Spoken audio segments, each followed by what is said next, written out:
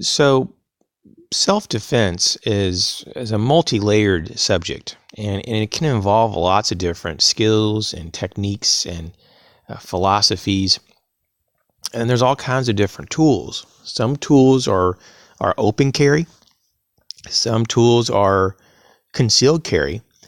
And then there's this group that a lot of people just don't talk about a lot, or they just don't really focus on, and it's open concealed. And you're like, what's that? A lot of people just don't think this through, and they kind of miss this opportunity to carry one or more items that are open concealed. And it just basically means that you're carrying various objects that look like everyday objects, but they may have a little hidden surprise. It could be a pen that contains maybe a blade inside. It could be that you have a lipstick container, but inside actually it's a miniature pepper spray container. And you may have a walking cane or an umbrella that is built in a fashion that can be used for self-defense. They're more durable. They're built in a way to take impact, and so forth. There's a long list. I think probably the one that you see the most are these keychain tools. Some of these keychain tools look like a cat's head or another animal of some sort.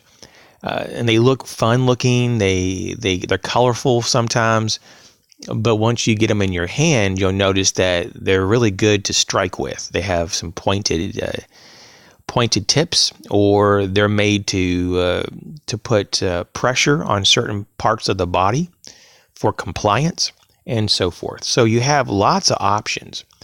Now, there is one that I really like, among many, of course, but it's going to be the comb or the brush. Either one's pretty good, but the one that I like of the two is going to be the brush, because you get a little bit more real estate for your hand to just kind of grab onto. And it's real easy to just kind of put in your back pocket when you're walking around town. No big deal. No one's going to pretty much question seeing the handle of a brush sticking out of your pocket. Even if you pull out the brush and you brush your hair, no one's going to really question that. It's just a brush, right? And the fact of the matter that the brush, even in the open concealed position, just looking like a brush, can be used as a striking tool, especially because this particular brush that I'm showing here on the screen is built in a very heavy-duty fashion. It's a really dense polymer material, and if I had to guess, it's probably some kind of a nylon blend. And it's very durable. You can grab it in any side of the brush and use it to strike with. I would probably grab it on the side that has the bristles to give you just more real estate to hold on to and strike with, the handle end if I was to use it in an open concealed fashion.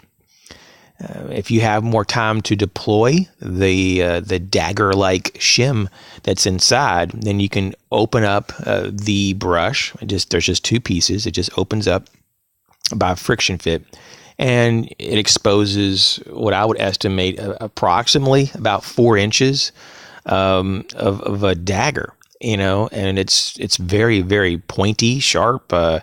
Definitely could penetrate skin. I mean, you can imagine that it would be devastating to be, struck by this in your ear or your eye or even in your throat. It would cause massive damage. But something like this, to me, makes a lot more sense in certain situations. It's a lot easier just to grab this out of your back pocket and use it as a blunt impact tool, even in the open concealed position, just as it looking like a brush, and to strike back if you're being attacked, like, for example, in an elevator. In these tight quarters, these confined quarters, there's no way that in a lot of times you'll have the reaction time or the actual physical space to deploy and present a firearm or a blade. You're going to be lucky probably just to put up your arm and try to block a strike or a punch. And, maybe by instinct or through training, you may simply grab whatever is around you to use to defend yourself. And that could simply be the handle of this brush sticking out of your pocket. Of course, you could possibly get your knife out if you've really trained, but a lot of people don't train with their tools, at least enough. And something like this could be very intuitive. You have this brush and it's just right there. You grab it and you strike back. And once you get enough space to separate the pieces and to expose the pointy shim of a dagger, if you want to call it that, then you have more options on the table. And so I think having a layered defense just makes a lot of sense. And I don't think it's wrong or weird to have the keychain devices, if you're going to actually, train with them and practice a little bit with them. That makes a lot of sense. But it's more about a layered system. So you have your concealed tools for self-defense. You have your open concealed tools for self-defense. And then don't forget some of the passive means as well. That could be life-saving. For example, a decoy wallet. And there's so many other different items out there that you can consider as something to put on your person.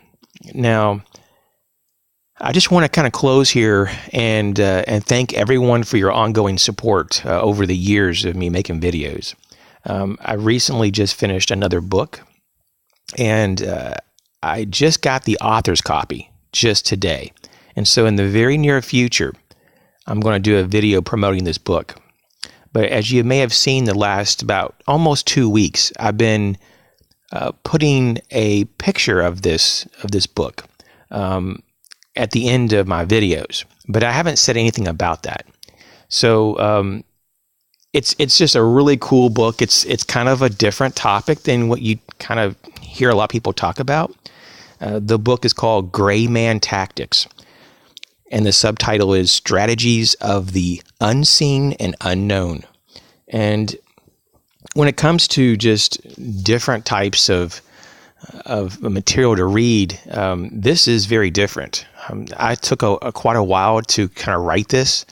It was about 10 months off and on to get this finished, because the information to put this together is a little bit hard to come about. I had to piece this from a lot of sources, and I had to do a lot of brainstorming and try to work through some of the information myself and come to my own conclusions. And I just wanted to share this with you, that this book is now available on Amazon. And then once again, I'll do a formal kind of introduction and promotion of the book in the near future. But I do have a link in the description box if you want to go over to Amazon and just check it out. And if you want to support the channel, or if you're just really curious about the information about the Gray Man Tactics, feel free to get yourself a copy. I tried to really put some effort into this, and hopefully you'll see that I did put effort into this. There's a lot of different topics in the book. It's a very easy read. This is a book that you could probably read over the course of a weekend. And it's just, it's something that kind of hopefully can help raise awareness, not just for self-defense, purposes, but also just in your everyday life about how you see things that go on in the world. Sometimes we live in little boxes, and I'm guilty of that myself, and just little boxes of consciousness that we kind of just perceive things from one angle. But there's a lot of different angles to perceive things, lots of different ways to understand. And for me, this exercise of writing this book, Gray Man Tactics, has kind of helped to expand the way I think about the world and about some of the things that I do. Sometimes we need to question a little bit that what we do, is it really for the best? Sometimes we get into habits that aren't so healthy to be in. And so we do have that power to make a change and to do something different if we choose that. But once again, we have to choose it. And so just like having, the availability on our person of an open concealed option for self-defense, you have to just be aware that that's an option to take. A lot of people think that their option is simply you call 911 on your phone. That's their self-defense option. Other people have gotten a bit more progressive, if you want to call it that, and said, hey, I have a pocket knife and a firearm. And then there's other people that have even a more layered system, and they know various hand-to-hand combatives.